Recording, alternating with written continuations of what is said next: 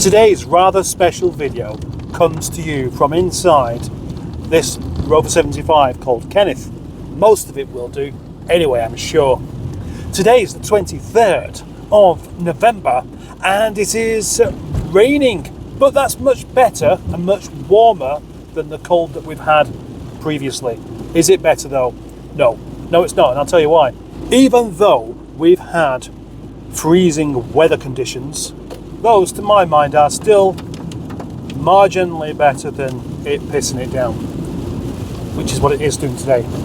But the worst condition, right, here's the worst temperature you can have would be about 1 degree and pissing it down.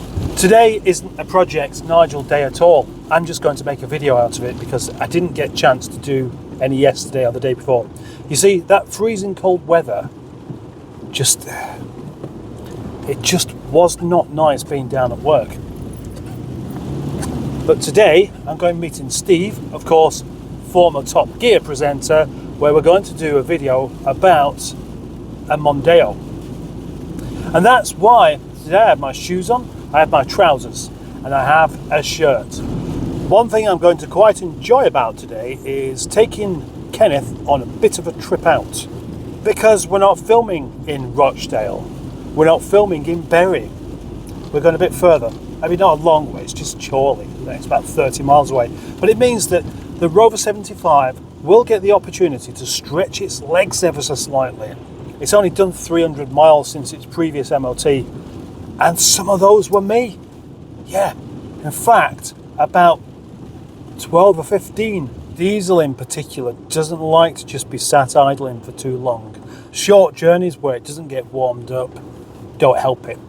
But I mean, it's had a couple of, not pastings, but I've let it rev out a bit a couple of times to see if it clears the exhaust. But what's happening is that when I'm sat in traffic, then the smoke starts to come back. So one of two things are going to happen today. The first could be that given a good run, it will clear itself out and then suddenly offer up better than sort of 34 miles per gallon and stop smoking. And the other is that I'll have to possibly fit some new injectors. About a mile off the motorway now, where it'll have a good 30 miles or so to just go at a steady, higher speed. And no doubt we're going to end up hitting some traffic, because when you get rain like this, people have a habit of crashing into each other. Why they do that, I don't know. Agatha! Yes, Ben? I'm just going out to crash the car. But it's raining, Ben. Exactly. The best time to do it. Choose pain. Choose inconvenience. And then, to add the cherry to the top of the cake, why not get soaked wet through as well? So when I took this car out the other day, I was trying to achieve some better miles per gallon by taking it on a bit of a run, and it's not entirely worked. Fuel consumption at the moment 34.4. Now around town, bit of mixed driving, not any motorway use, that's not too bad, I suppose. It's acceptable.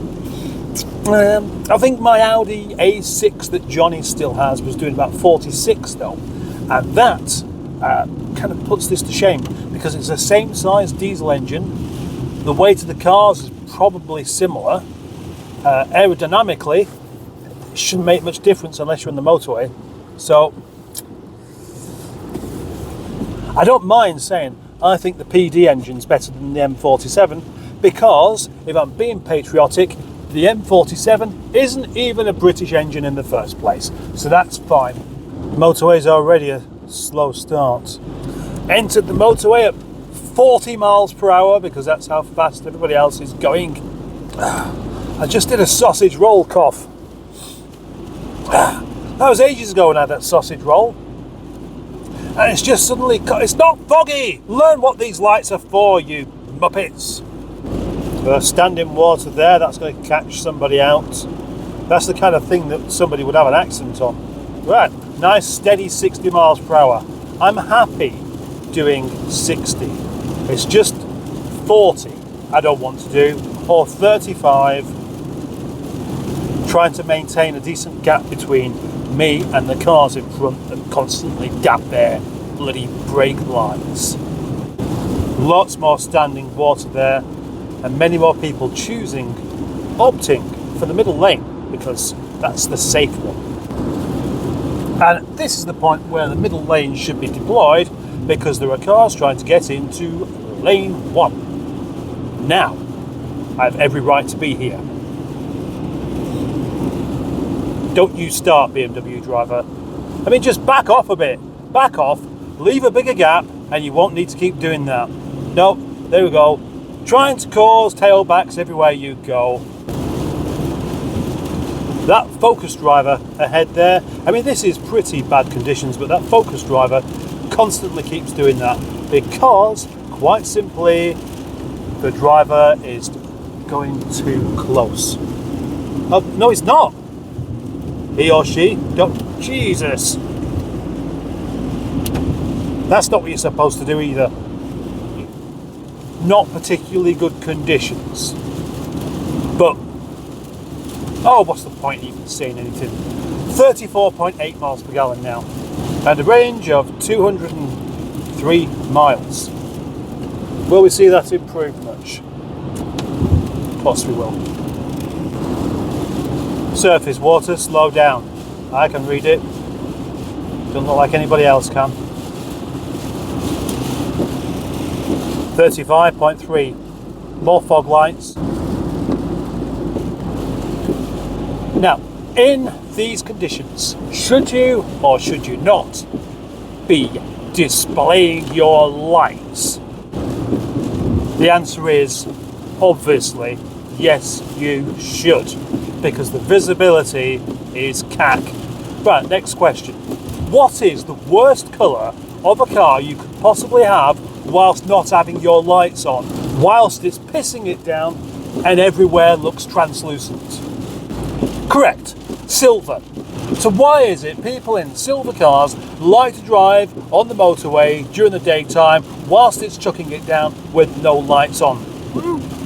Why is that? Is it because they know better than everybody else? And with that in mind, this is exactly why we have to have daytime running lights on cars, which is annoying. Still at 35.3.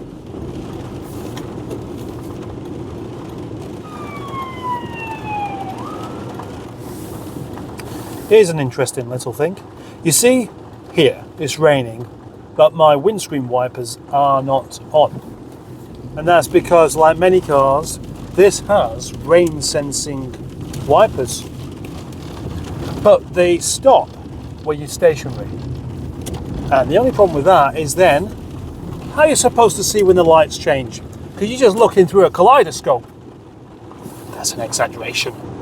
Is it though? Can you tell what car is in front of me through the rain? And there he is, Mr. Berry. A lovely Rover 75 in Wedgwood blue. Look who it is. It's Steve Berry. Is that Top Gear fucker? Fucker? It's a bit much to say hello to your mate who's been standing out in the storm boat. Well, you wouldn't think that a fire engine would be required when it's absolutely... What, raining? Well, my mate's a fireman and he said the vast majority of our time is spent doing things that are not fires. Not like cats up trees. Cats up trees, they don't bother with cats in trees now. They just, if somebody says there's a cat in a tree, they go, yeah, it'll come down in a minute when it's ready. Well, they will, won't they? They can get up there. Imagine, I suppose, a cat going up a tree is a bit like a cow going up a flight of steps, where they understand going up but or coming a down. Dalek going up a flight of steps. Oh, a Dalek? Yeah. When did they decide that Daleks could fly? Why didn't they just decide that from the start? And that would, you know, stymied any of the... I don't know about this. Well, is this a new Doctor Who thing? Do you watch television and film and spot things and say it out loud when nobody else is saying anything? Yeah, I do. It's 3:10 and we're starting to lose light, and what's he called? Steve has just wandered off. We can't find the place that we're supposed to be doing this car review on. And we got the postcode. Apparently, we had the wrong postcode. It was 1 digit out, and that sent us 30 miles in the wrong direction. So going back 30 miles in the correct direction, and another hour and 15 minutes later, and we still can't find the place that we're supposed to be going to. So at this rate, the only video that looks like it's going to happen is the video about the video that didn't happen.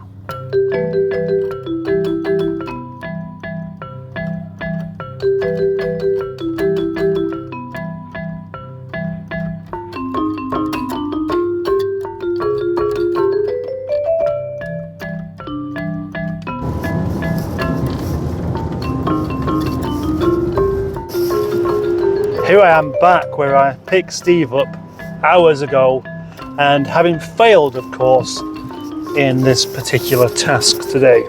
We've had trouble with tremendous rain, and tremendous flooding, and a tremendous misunderstanding of what the postcode is. And so nothing could be done about it.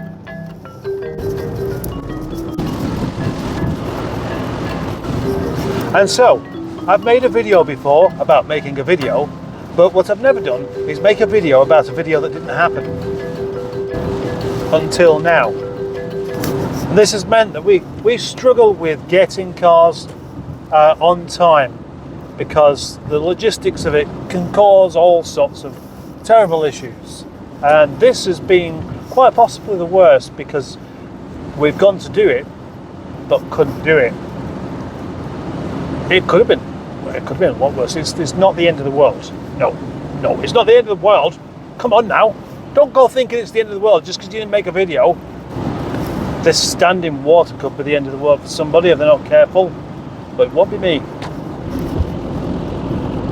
And before we get to the next bit, I'm going to announce that this car, I think, does need its injectors sorting out, because I did the miles per gallon reset whilst on the motorway doing 60 miles per hour, and the most it got to was 46.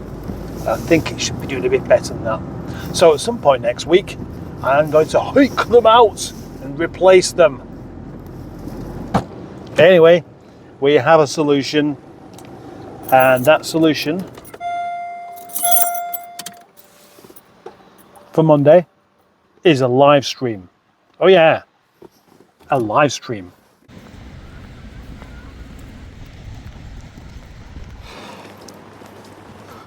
That's right, a live stream. Steve and I will go into the lockup, drink cups of tea aplenty, and chat to you about 90s cars and maybe some other things as well. That should be happening about 11:30. Yeah, about 11:30. Monday morning on Big in the 90s. Yes, it will be the first live stream we've done. If you're wondering why we didn't film any of the situation where we couldn't find where we're going, found the postcode was wrong, found the street was ever so slightly wrong, etc. All of the things that turned out to be wrong. If you're wondering why we didn't film that, it's basically because I didn't think I had to do. And all we were doing is just driving around in the dark like two frustrated middle-aged men scratching our chins. There's no need for you to see it. So for this video, thank you for watching, and thank you for being a subscriber, channel member, liker of videos, etc. Any of those kind of things. Big thank you. Look, what a strange thing. That looks almost like the sun's come out and gone all distorted in the background.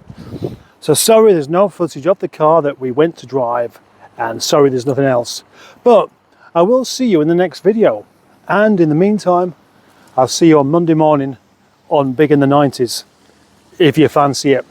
Bye bye. Well, maybe I should add a bit of detail here. I set off out in my car, and I picked Steve up along the way because there's not a lot of point in us taking two cars, and we drove to Chorley. When we got to Chorley, I got my phone out and put the postcode into the sat nav, and at that point we discovered that actually the address was about 35 miles away, so not that close after all. So off we went down these windy roads everywhere, with the wind beating at us, rain, puddles, all sorts of storm Bertie things on the go. We got there and we couldn't find the place, and the road that we were looking for didn't seem to exist. And then Steve made a phone call and found that the postcode that we had was 1 digit out, the very last digit. The very last digit was enough to send us back to Chorley, where we should have been. So it was about 39 miles back this time, and we found ourselves not exactly in Chorley, but somewhere in the Chorley area. Eventually we found where we were going, and it's in a bit of an obscure place, but by this point the light started to disappear as well, and we knew that we weren't really going to have enough time to even do the video, because we can't do it in the dark, not like I'm doing right now. We simply had to give up and go back. And on the way back we went down some amazingly obscure route everywhere, not sure what was going on, but it was all sorts of windy bits and single track roads and humpback bridges and sharp bends and massive puddles, until eventually we found our way back on the motorway. But it did take a long time, and that's the story of why this video didn't get made. Thank you.